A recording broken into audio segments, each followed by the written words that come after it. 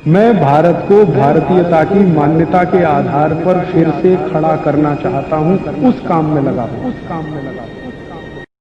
वो आपको जबरदस्ती ऑपरेट करता है। मैं आपको दो बातें कहना चाहता हूं कि कभी भी कोई डॉक्टर आपको कहता है कि हार्ट की आर्टरीज में, वेन्स में ब्लॉकेज है, 70% तक है, तब तो आप बिल्कुल हंसी खुशी रहिए, कोई चिंता की बात नहीं। 75 है, 80 है, 85 है, तो आप चिंता करिए और इस ब्लॉकेज को निकालने के लिए कुछ काम शुरू करिए। आप बोलेंगे ऑपरेशन है, ऑपरेशन उसका इलाज नहीं है। क्यों इलाज नहीं है मैं बताता हूं आपको। ऑपरेशन होता क्या है? एक ऑपरेशन है जिसमें आपको एंजियोप्लास्टी किया जाता है। एंजियोप्लास्टी में क्या होता है कि मैंने बताया ये जो एक तरह की आर्टरी है, मान लीजिए इसमें से ब्लड जाना है और ये रुक गई है, तो डॉक्टर एक छोटी सी स्प्रिंग है वो आपके आर्टरी में डालेगा, कट करेगा, यहाँ से आर्टरी को उठाएगा और स्प्रिंग उसमें इंसर्ट कर देगा। वो स्प्रिंग इतनी बड़ी होती है, वो जो बॉल पेन में आपने देखा है कि स्प्रिंग होती है, एग्जैक्टली वही स्प्रिंग, एग्जैक्टली वही स्प्रिंग, बस उसमें मेडिकेशन किया हुआ होता है, दवा उस पर लपेटी हुई होती है।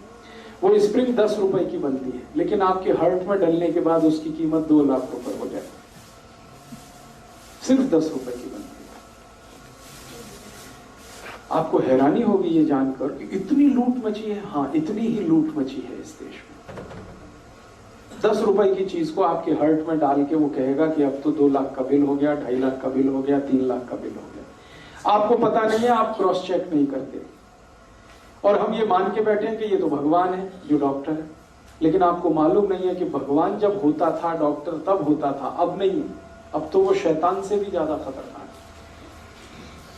भगवान फिर भी आपकी जान ही लेगा, ये तो इतना शैतान है कि जान भी लेगा, पैसे भी निकाल लेगा आपके घर से। हाँ, ये तो शैतान से भी ज्यादा खतरनाक। इसलिए मैं आपको थोड़ा अवेयर करना चाहता हूं कि हार्ट की प्रॉब्लम लेके कभी भी किसी डॉक्टर के पास आप जाएं और कोई डॉक्टर आपको ये कह दे कि आपका कोलेस्ट्रॉल बढ़ गया, इसके कारण ब्लॉकेज आ गया है, या ट्राइग्लिसराइड बढ़ गया, इसके कारण ब्लॉकेज आ गया है, तो आप बिल्कुल मत घबराइए जब तक आप अपनी रिपोर्ट नहीं देख लेते कि इसमें कितना % है। अगर 70 या 70 से नीचे है तब तो चिंता करने की बात ही नहीं। घर आइए, आराम से सोइए, खाइए पीजिए। 70+ है तो जरूर थोड़ी चिंता की बात है, लेकिन उस चिंता को दूर करने के लिए कुछ उपाय हैं जो मैं आपको बताना चाहता हूँ। ऑपरेशन उसका उपाय नहीं है। क्यों?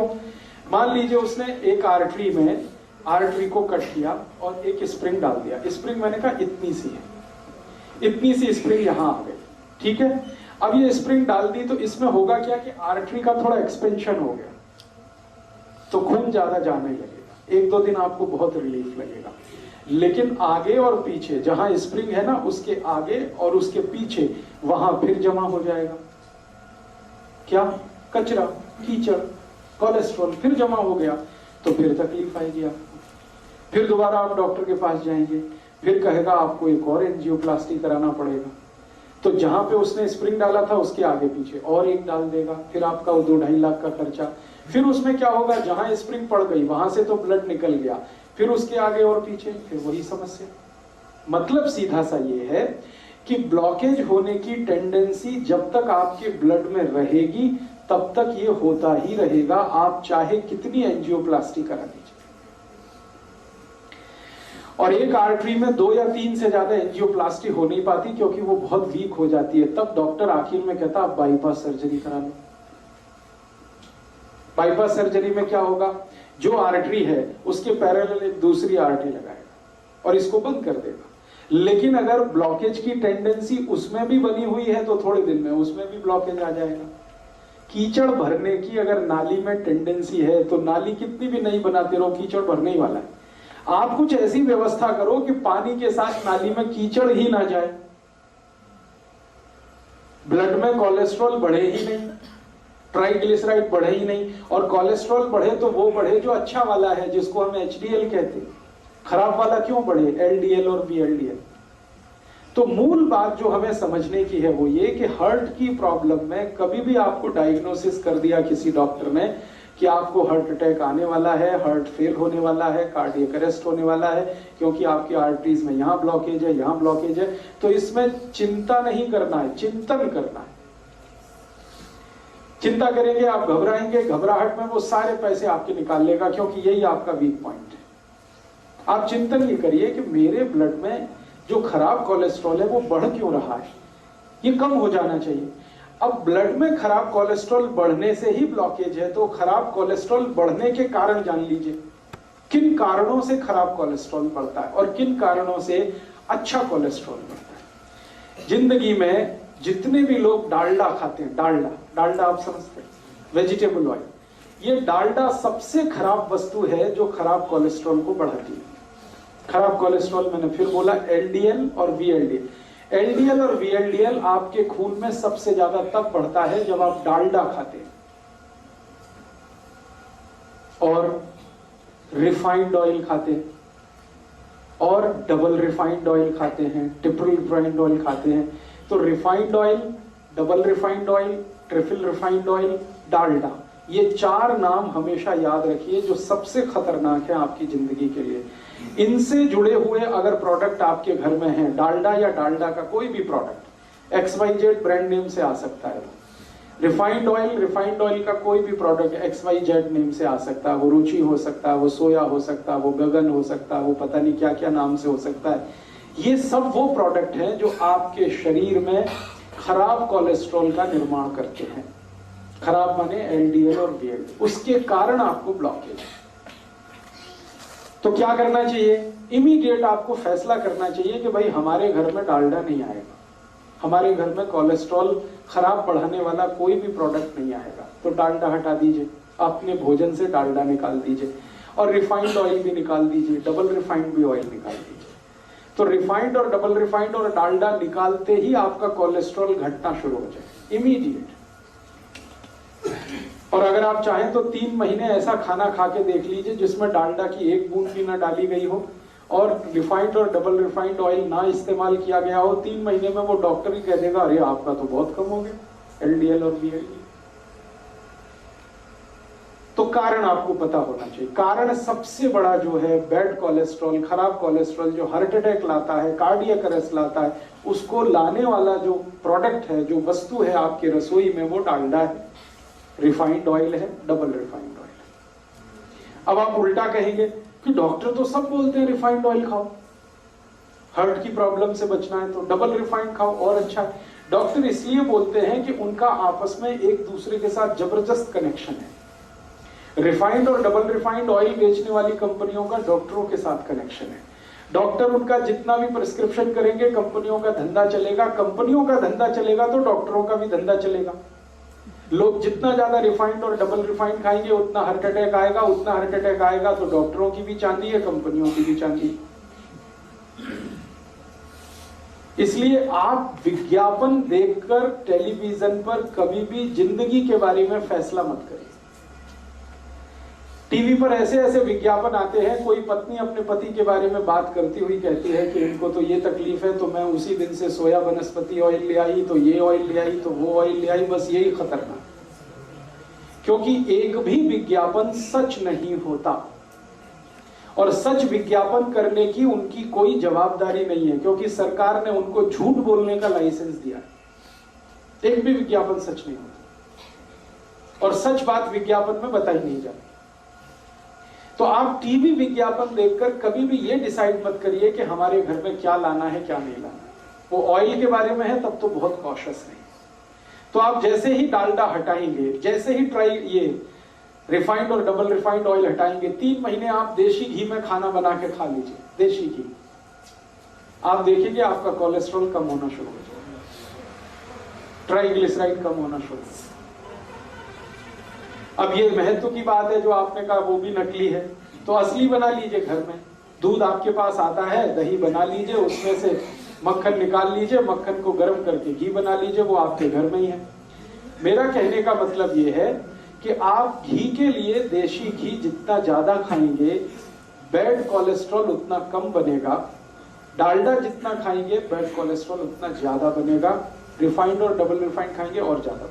तो पहली बात अपने जीवन में याद रखिए कि हार्ट से जुड़ी हुई किसी भी प्रॉब्लम में तेल तुरंत बदल दीजिए। फिर आप बोलेंगे अच्छा डालडा छोड़ दिया, तो डालडा छोड़ के घी पे आ जाइए। और घी में मैं आपसे कह चुका हूं कि गाय का हो तो बहुत अच्छा है।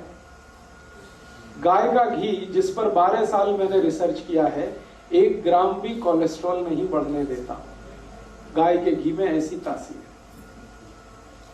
है। हाँ मैं बताता हूँ, एक मिनट। गाय का घी 12 साल तो मैं रिसर्च कर लिया, हजारों साल हमारे ऋषि मुनियों ने रिसर्च कर लिया। गाय का घी 1 ग्राम भी कोलेस्ट्रॉल किसी का बढ़ने नहीं देता, कितना भी खा लें, 1 ग्राम भी नहीं बढ़ने देता। बढ़ने देता है जो घी, वो भैंस का है। तो जिनको हार्ट की प्रॉब्लम है उनको भैंस का घी तो छोड़ ही देना अच्छा है, गाय का घी कहीं से अरेंज करना। अब आप बोलेंगे गाय नहीं है तो गाय लाइए, गौशाला है पटियाला में, वो गौशाला वालों से निवेदन करिए, वो देशी गाय पालेंगे, आपको घी भी देंगे, दूध भी मिलेगा। ये सारी समस्याओं का समाधान हम कर सकते हैं। बात जो मोटी समझने की है वो गाय के घी की है। दूसरी जानकारी कि आपके घर में तेल एकदम शुद्ध लाइए। ये जो रिफाइंड तेल है ना, ये छोड़ दीजिए, शुद्ध तेल लाइए। शुद्ध तेल कैसा? सरसों आपके बाजार में मिलती है, सरसों लेके जाइए, तेल निकालने वाली मशीन को दीजिए कि भाई मेरा तेल निकाल के दो। तो जिस कंडीशन में वो तेल निकाल के देता वही शुद्ध है। ज्यादा से ज्यादा उसको फिल्टर करा लीजिए। एक फिल्टर्ड ऑयल आता है और एक रिफाइंड ऑयल आता है। रिफाइंड ऑयल गलती से भी मत लाइए, फिल्टर्ड लाइए। फिल्टर माने छान के, बस इतना ही है, उसमें कुछ केमिकल मिक्सिंग नहीं है। तो आप फिल्टर ऑयल लाएंगे, सरसों का लाएं तो, नारियल का लाएं तो, मूंगफली का लाएं तो, तिल का लाएं तो, जो तेल आप खाते हैं। वैसे आपके लिए सबसे अच्छा तेल सरसों का ही है, क्योंकि हम नॉर्थ बेल्ट में जितने भी लोग रहते हैं सबके लिए सरसों बहुत अच्छी है। तो सरसों का तेल तो सबसे ही अच्छा है, लेकिन कोई लोग ऐसे भी हैं जो नारियल का तेल खाते हो या मूंगफली का खाते हो या तिल का खाते हो, उनके लिए भी मेरा यही रिक्वेस्ट है कि शुद्ध तेल लाइए। नारियल का लाएं तो, तिल का लाएं तो, मूंगफली का लाएं तो। आप कहेंगे वो बहुत गाढ़ा होता है। मैं आपको एक जीवन का ऐसा सच बताना चाहता हूं जो डॉक्टर जानता है लेकिन वो बताता है। तेल जितना गाढ़ा होगा उतना अच्छा, दूध जितना पतला होगा उतना अच्छा। तेल जितना गाढ़ा होगा उतना अच्छा, दूध जितना पतला होगा उतना अच्छा। अब पतला दूध आपको चाहिए तो वो गाय पे ही मिलेगा, भैंस का तो नहीं मिलेगा। और गाढ़ा तेल चाहिए तो शुद्ध तेल ही गाढ़ा होता है, रिफाइंड तेल तो बिल्कुल पानी के जैसा है। तेल को जब शुद्ध रूप में हम प्राप्त करते हैं, फिर इसको रिफाइन करने के लिए जो केमिकल्स मिक्स किए जाते हैं वो खतरनाक है हार्ट के लिए। वो सब हमारे एलडीएल और वीएलडीएल को बढ़ाने वाले हैं वो सारे। मेरे कुछ मित्र हैं जो डॉक्टर हैं, हार्ट स्पेशलिस्ट हैं, अलग अलग गांव में, माने अलग अलग शहरों में काम करते हैं। हम सबका एक ग्रुप है। हमने ग्रुप स्टडी किया पिछले 10 साल कि जिसके क्लिनिक में, जिसके पास भी हार्ट अटैक का पेशेंट आता है, ऑपरेट करने के पहले उसका पूरा हिस्ट्री लेना, तब ऑपरेशन करना। और हिस्ट्री में पहला ही सवाल हम पूछते हैं, तेल कौन सा खाते हो? तो 10 साल जितने भी मरीजों के बारे में हमने जानकारी इकट्ठी की, 90% मरीज वो थे जिनको हार्ट अटैक आया और रिफाइंड तेल खाते, और डबल रिफाइंड खाते, उनको और जल्दी आता है। और जो मरीज हमको आके बोलते हैं कि जी हम तो शुद्ध तेल खाते हैं, प्योर तेल खाते हैं, वो सिर्फ 10% ही है। माने 90% खतरा ज्यादा है हार्ट अटैक होने का जब आप रिफाइंड तेल खा रहे हैं, डालडा खा रहे हैं, डबल रिफाइंड खा रहे हैं। तो तेल बदल दीजिए, घी बदल दीजिए। डालडा की जगह देशी घी लाइए। देशी घी गाय का होगा तो बहुत अच्छा है, नहीं तो भैंस का ला रहे हैं तो मात्रा थोड़ी कम करिए, ज्यादा मत खाइए। जितना खा सकते, जितना पचा सकते हैं उतना ही खाइए। ये महत्व की बात है कि घी, देशी घी कभी भी गाय का होगा तो 1 ग्राम भी कोलेस्ट्रॉल नहीं बढ़ाएगा। इसमें आप बिल्कुल बेफिक्र रहिए, क्योंकि 10 साल मैं कर चुका हूं ये काम, और मुझसे पहले पुराने वैद्यों ने सैकड़ों साल ये काम करके देखे। हमारे पुराने जमाने का याद करिए, हमारे दादा दादी, नाना नानी आधा आधा कटोरी घी खाते, किसी को हार्ट अटैक नहीं था। हाँ, बस यही बात है महत्व की।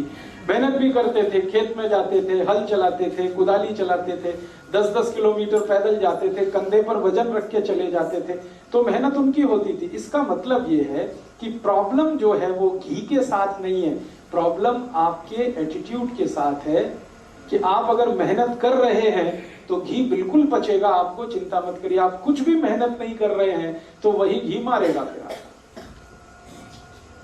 तो घी का कसूर नहीं है, कसूर आपका है। आप मेहनत नहीं करते, छोटे छोटे काम में भी हम मेहनत से अब चुराने लगे हैं अपना जी। ट्रैक्टर आ गया तब से तो और ज्यादा जी चुराना हमने शुरू कर दिया है। हर काम के लिए और स्कूटर या मोटरसाइकिल यूज करते हैं, कार यूज करते हैं, सब्जी भी लेने जाएंगे तो उसके लिए हमें ये सब लगता है। पैदल चलना हमारा इतना कम हो गया है, पहले बहुत पैदल चला जाता था, साइकिलें होती थी, पैदल चलते थे, तो ये सब फिजिकल वर्क पहले था, अभी बहुत कम है। तो इसमें घी का क्या दोष है? आप घी को गाली क्यों देते हैं? अपने को गाली दीजिए ना, हम मेहनत नहीं करते, हम निकम्मे हो गए, हम कामचोर हो गए, इसलिए ये प्रॉब्लम। इसमें घी का कोई दोष नहीं। घी का दोष तब आएगा जब आप मेहनत भी करें और उसके बाद भी आपका कोलेस्ट्रॉल बढ़े तब, लेकिन ऐसा कभी हुआ नहीं आज तक। मेहनत करने वालों को घी बहुत अच्छे से डाइजेस्ट होता है। तो इसलिए आप घी तो रखिए, देशी घी अपने घर में, रसोई में। डालडा निकालिए, रिफाइंड और डबल रिफाइंड हटाइए, तो तुरंत आपका कोलेस्ट्रॉल घटना शुरू हो जाएगा। दूसरी एक जानकारी मैं कल दे चुका हूं, आपको रिपीट कर रहा हूं। जैसे ही नमक बदल देंगे आपका कोलेस्ट्रॉल कम हो जाएगा। नमक कल मैंने बताया, समुद्री नमक छोड़कर आप सेंधा नमक पे आ जाएंगे, काले नमक पे आ जाएंगे, कोलेस्ट्रॉल अपने आप गिरने लगेगा, ट्राइग्लिसराइड गिरने लगेगा। तो ये दूसरी बात याद रखिए। और तीसरी बात ये याद रखिए कि जितनी ज्यादा छिलके वाली दाल और छिलके वाली सब्जियां खाएंगे उतना ही कोलेस्ट्रॉल आपका घटता चला जाएगा। छिलके वाली दाल और छिलके वाली सब्जियां, जैसे लौकी है, तोरई है, टिंडा है, कद्दू है, करेला है, इन सब सब्जियों में हम छिलका उतारते हैं। ये मत उतारिए, छिलका उतारना बंद कर दीजिए, क्योंकि सब्जियों का सबसे ज्यादा प्रोटीन छिलके में है और फाइबर भी छिलके में। तो आप छिलके वाली सब्जियां खाइए। जिनको भी हार्ट की प्रॉब्लम है, ये सब बात उनके लिए हो रही है, सब के सब छिलके वाली सब्जियां खाएं। आलू भी छिलके के साथ खाएं तो अच्छा है, आलू का भी छिलका ना होता है। तो आप कहेंगे फिर स्वाद नहीं लगेगा, लगेगा। आलू को उबालें और उबालकर सब्जी में डालें, छिलका ना उतारें तो भी स्वाद लगे। तो आलू है, गोभी है, पत्ता गोभी है, या तो पत्ता गोभी और गोभी का जो छिलका समझते हैं, वो जो डंठल होते हैं, छोटे छोटे पीस काट के आपके सब्जी में रखिए, उनको। बहुत काम की चीज है, जो आप निकाल देते हैं वो बहुत काम की चीज है। करेले का छिलका कभी मत उतारिए, लौकी का मत उतारिए, तोरई का मत उतारिए, कद्दू का मत उतारिए। ज्यादातर सब्जियां छिलके वाली खाना शुरू कर दीजिए, कोलेस्ट्रॉल अपने आप घटने लगेगा, खराब होगा। हाँ, मैं आपको वो भी बता दूंगा, आप उसकी चिंता मत करिए। छिलके वाली सब्जियां भरपूर खानी है, छिलके वाली दालें खानी है। मूंग की दाल खानी है तो छिलके वाली, उड़द की दाल खानी है तो छिलके वाली, माँ की दाल खानी है तो उस पर छिलका रहे, अरहर की दाल में छिलका, माने बिना पॉलिश की हुई दाल छिलके वाली। और चावल भी आप खाइए, वो भी छिलके वाला। चावल एक आता है छिलके वाला, एक बिना छिलके वाला। जो छिलके वाला चावल है वो रेड कलर का होता है, हल्के से लाल रंग का होता है, उस पर पॉलिश नहीं होती। तो बिना पॉलिश किया हुआ चावल खाइए, बिना पॉलिश की हुई दाल खाइए। हाँ, पकेगा। कैसे पकेगा, तरीका मैं बता देता हूँ। हाँ, ब्राउन राइस जिसको आप कहते हैं, वो छिलके सहित होता है, इसलिए ब्राउन है। वो बहुत अच्छे से पकता है। कैसे पकता है?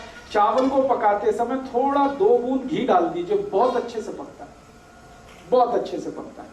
या चावल पकाते समय थोड़ा नींबू निचोड़ दीजिए उसमें, बहुत अच्छे से पकता है। एक एक दाना उसका खिला अलग रहता है।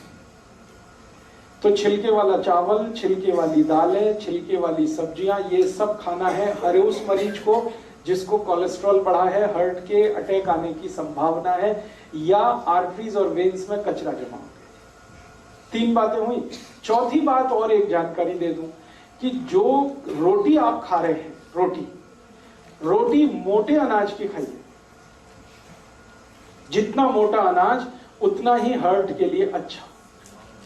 जैसे मक्की है, बहुत अच्छी है हार्ट के लिए। बाजरी है, बहुत अच्छी है हार्ट के लिए। ज्वारी है, बहुत अच्छी है हार्ट के लिए। गेहूं उतना अच्छा नहीं है हार्ट के लिए। अगर गेहूं खाना ही है तो अकेला गेहूं मत खाइए, उसमें मिक्स करिए। क्या मिक्स करें? थोड़ा चना मिक्स कर दीजिए, थोड़ा सोयाबीन, थोड़ी ज्वारी, ऐसी चीजें मिक्स करिए जो मोटे अनाज में आती है। फिर उसकी रोटी बनाइए। मिस्सी रोटी कहते हैं या क्या रोटी कहते हैं? मिस्सी रोटी, यस, वो खाइए आप।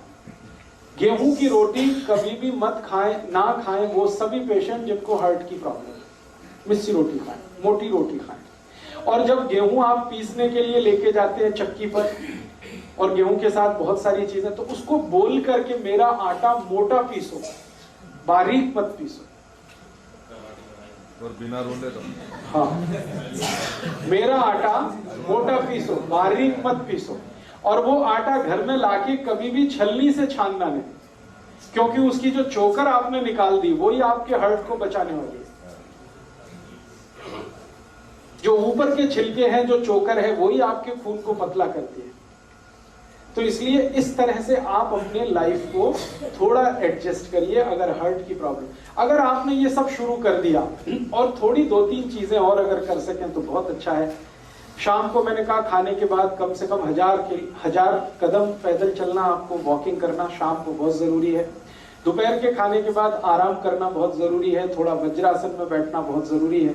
ये सब करते हुए अगर आपने अपने आप को ढाल दिया तो मैं आपको स्टाम्प पेपर पर लिख के देता हूं, जिंदगी में कभी भी हार्ट अटैक नहीं आएगा, कितना भी कोलेस्ट्रॉल बढ़ा हुआ रहने दो। और लगातार आप इस हैबिट में आ जाएंगे जो मैं बता रहा हूं, तो आपका 6-8 महीने में कोलेस्ट्रॉल अपने आप ही खत्म हो जाएगा। आप हैरान हो जाएंगे कैसे हो गया। आपने फूड हैबिट्स थोड़ी सी चेंज की, वो हो गया। जो खराब कोलेस्ट्रॉल बढ़ाने वाली चीजें हैं वो हटाते गए, और जो अच्छा कोलेस्ट्रॉल बढ़ाने वाली चीजें उनको बढ़ाते गए, आप ठीक हो गए। तो बिना मेडिसिन के, बिना ट्रीटमेंट के, बिना ऑपरेशन के आप अपने हार्ट की प्रॉब्लम को ऐसे ठीक करें। अब आप बोलते हैं इसमें और कुछ कर सकते हैं, हाँ, और अगर कुछ कर सकते हैं तो कर लीजिए। कुछ ऐसी चीजें खाइए जो कल से मैं बात कर रहा हूं, जो एल्कलाइन है। सारी एल्कलाइन चीजें खून को गाढ़ा होने से बचाती हैं और पतला बनाती हैं। तो आप बोलेंगे क्या खाएं, बहुत सारी चीजें हैं हमारे आसपास। सबसे एल्कलाइन चीज है हमारे भोजन में या आसपास की रसोई में और पड़ोस में, आंवला। भरपूर आंवला खाइए।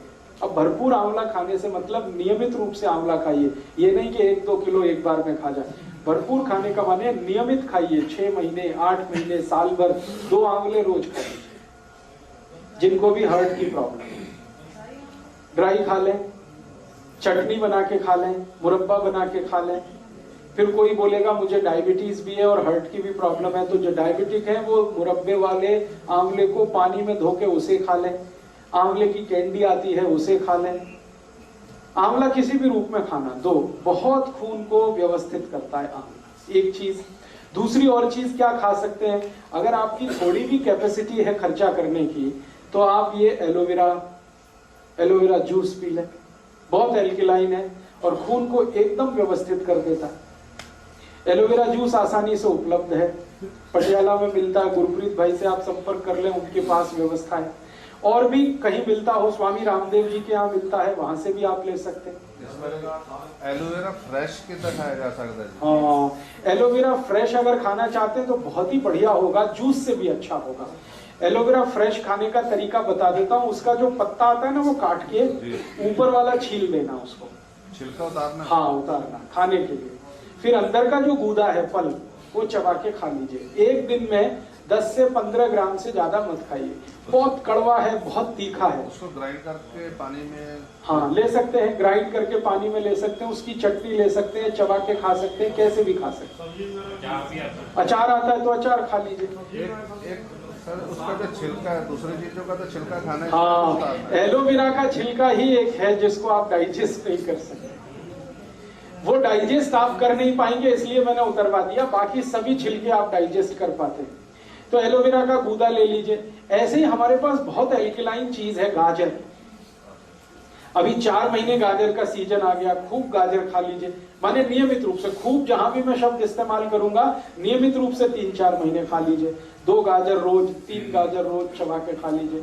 बहुत एल्कलाइन है गाजर। मूली है जी, डायबिटीज वाले जरूर खा लें। भगवान का बनाया हुआ कोई भी मीठा पदार्थ डायबिटीज वाले खूब खाएं। आदमी का बनाया हुआ कुछ ना खाएं।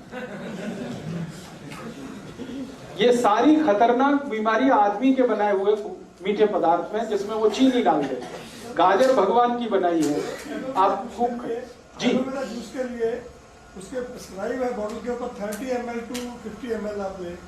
30 ml की तो जरूरत नहीं है, वो उन्होंने प्रेस्क्रिप्शन दिया है, शायद वो बहुत हाई डिग्री किसी पेशेंट को ध्यान में रख के। मैं आपको कह रहा हूं कि 10 से 15 ml ही पर्याप्त है। 30 ml बहुत ज्यादा है, नॉर्मल आदमी के लिए ठीक नहीं। वो बोतल पे इसलिए भी लिखा गया है कि बिके, सब जगह बेचने का प्रॉब्लम आ गया ना। तो आपको तो मैं बता रहा हूं उस हिसाब से कि न्यूनतम दवा लेके या बिना किसी दवा के आप अपनी जिंदगी को कैसे मैनेज कर सकते।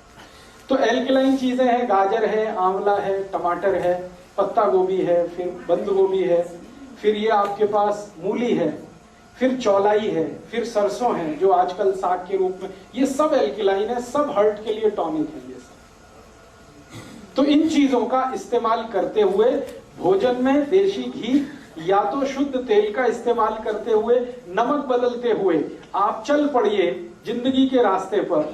एक बार अगर अटैक आ चुका है पुराने किसी समय में, दोबारा कभी नहीं आएगा। और जो भी ब्लॉकेज है वो बिना किसी दवा के अपने आप ही निकल जाएगा, क्योंकि बॉडी में ब्लॉकेज बनाने की टेंडेंसी है तो निकालने की भी टेंडेंसी है। दवा खाने की इसके लिए जरूरत नहीं है, मेडिसिन की इसके लिए बिल्कुल जरूरत नहीं है।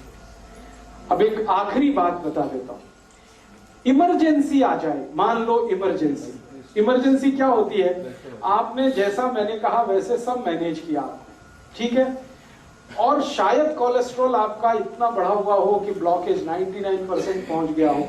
उस कंडीशन में उसको रिड्यूस होने में 6-8 महीने लगते हैं। इस बीच में कभी इमरजेंसी आ गई तो, इमरजेंसी माने अटैक ही आ गया मान लो, तो भी घबराइए मत।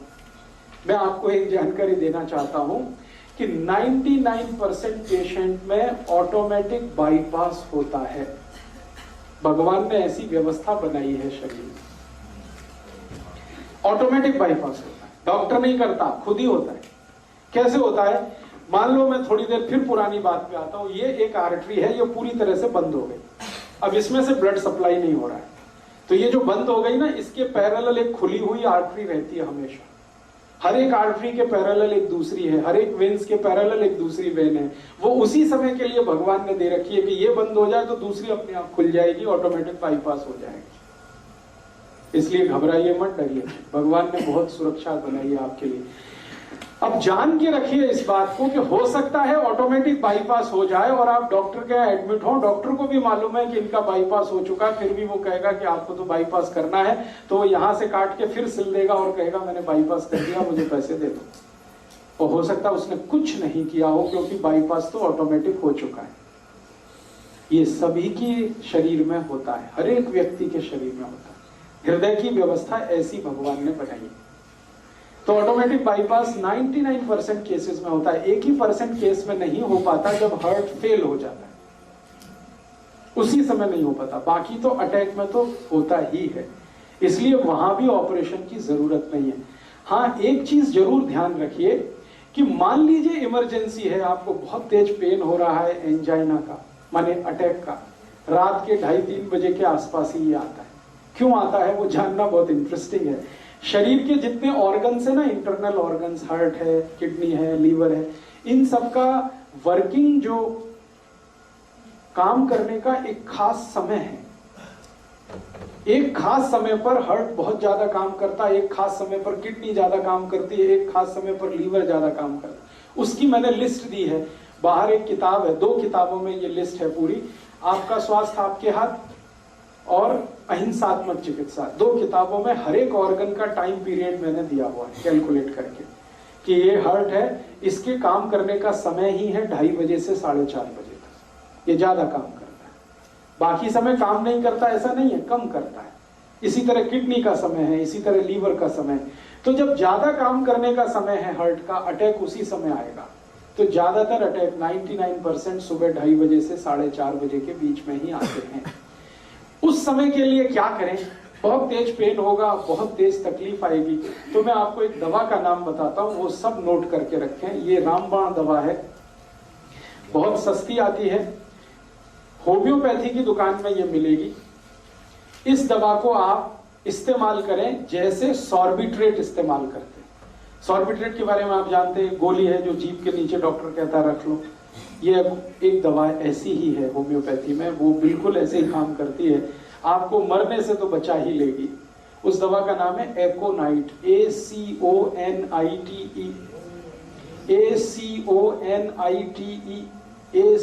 ACONITE, एकोनाइट। इसके आगे एक नंबर लिखना पड़ेगा, नंबर नहीं मिलेगी, 200 लिख दीजिए।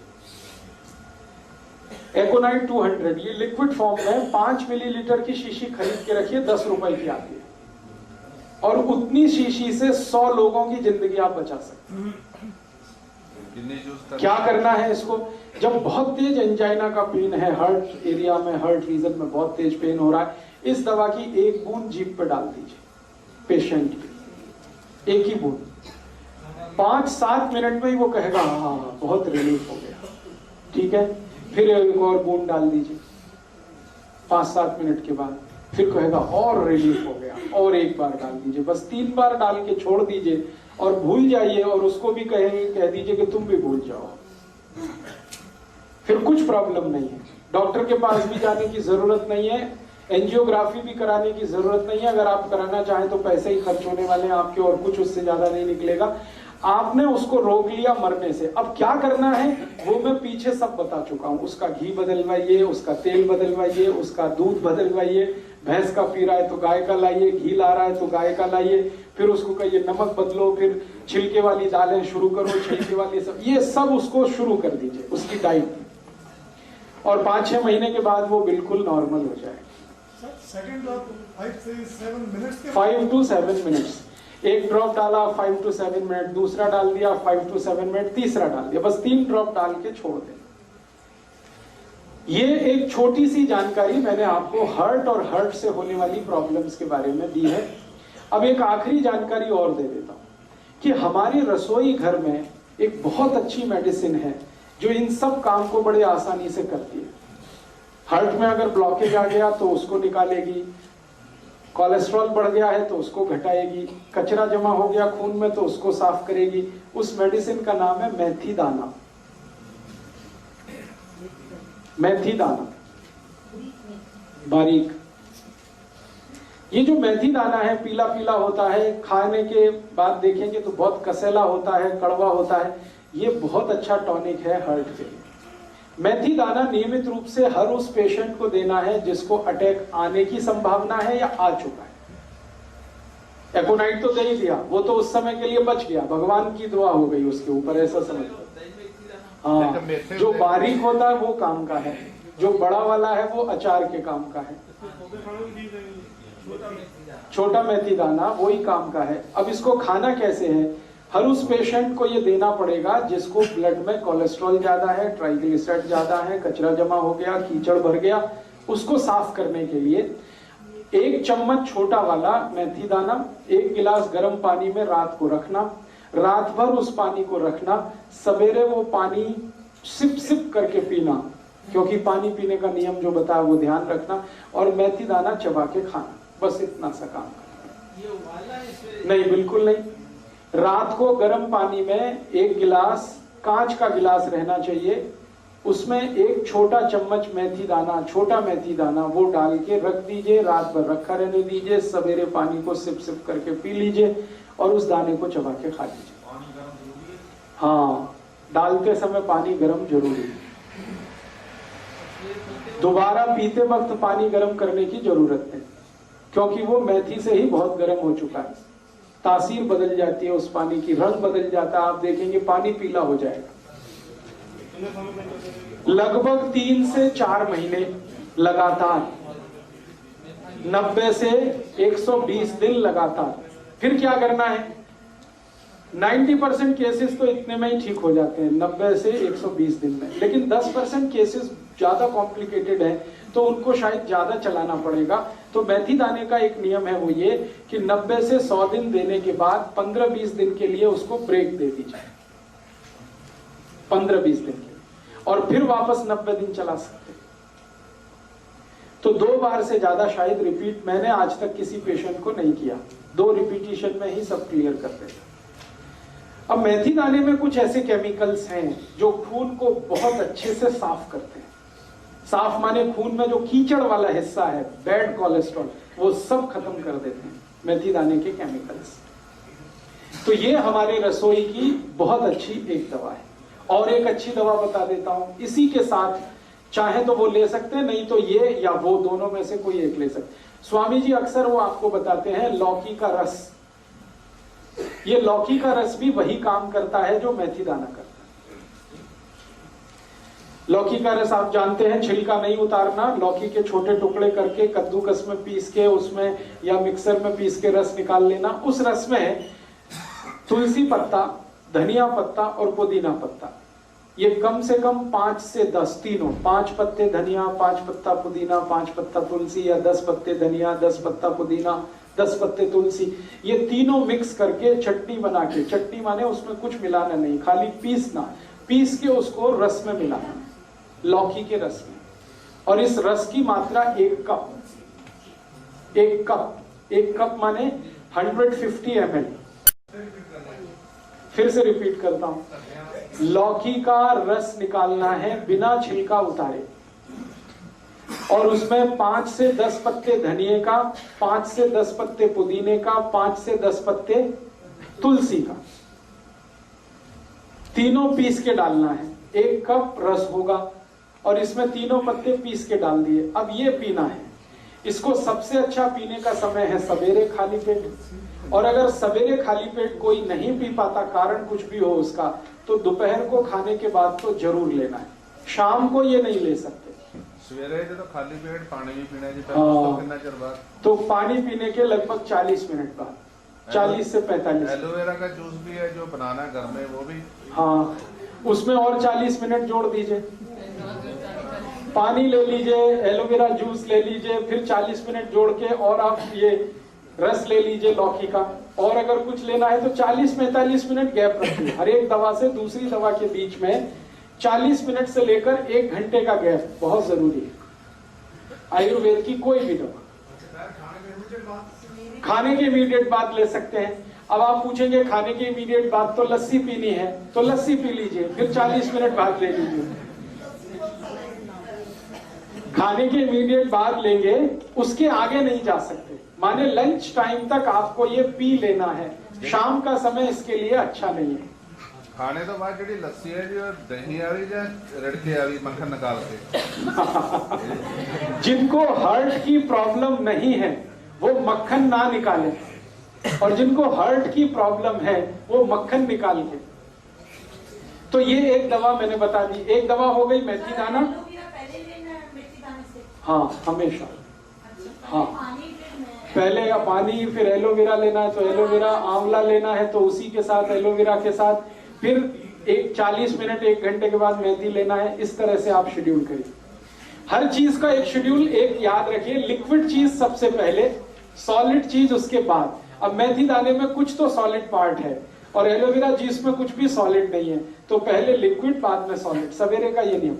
और 1-2 जब दवाएं बता देता हूं इसी तरह की जो काम में आएंगी हार्ट के लिए। आपको अपने ही रसोई में इसी तरह की और एक बहुत अच्छी दवा है, अर्जुन की छाल। वो भी बहुत एल्केलाइन है। इस अर्जुन की छाल का पाउडर आता है, आप उसको यूज करिए हार्ट के प्रॉब्लम के लिए। जिनको भी है कोलेस्ट्रॉल ज्यादा या ट्राइग्लिसराइड ज्यादा या खून में कीचड़ जमा है, जो मैंने बोला था, अर्जुन की छाल बाजार में मिलती है, 30-40 रुपए किलो है। इसमें शहद मिला के, शहद नहीं मिला सकते तो गुनगुने पानी में मिला के, है जी, 100 रुपए किलो। तब तो आपको ठग लिया किसी ने। अगर आप उसको थोक बाजार से खरीदेंगे 30 से 40 रुपए किलो से ज्यादा भाव नहीं है उसका पूरे भारत। आप थोक में खरीद लीजिए ना, मैं कह रहा हूं मार्केट थोक में जाइए, 30 से 40 रुपए किलो से ज्यादा भाव ही नहीं है उसका। तो आप जो है अर्जुन की छाल का पाउडर, इसको भी इस्तेमाल कर सकते हैं हार्ट पेशेंट के लिए। ये भी बहुत एल्केलाइन है। और 1-2 चीजें बताता हूं जो इसी तरह से एल्केलाइन है और हार्ट के लिए बहुत। पाउडर ही लेना अर्जुन की छाल। शहद लेना है, शहद नहीं है तो गुनगुने पानी में मिला के लेना है। हाँ, क्वांटिटी माफ करिए, भूल गया। कभी भी लेना है अर्जुन की छाल का पाउडर एक बार में तो आधा टीस्पून, एक टेबल स्पून है, एक टी स्पून आधा, इतना ही लेना है एक बार में, एक दिन में, फिर दूसरे दिन लेना है, फिर उतना ही। 3 महीने लगातार आप इसे भी ले सकते हैं अर्जुन के साथ। और माफ करिएगा, ये जितनी चीजें बता रहा हूं ये सब ऑल्टरनेटिव के रूप में बता रहा हूं, एक साथ सब मत ले लेना।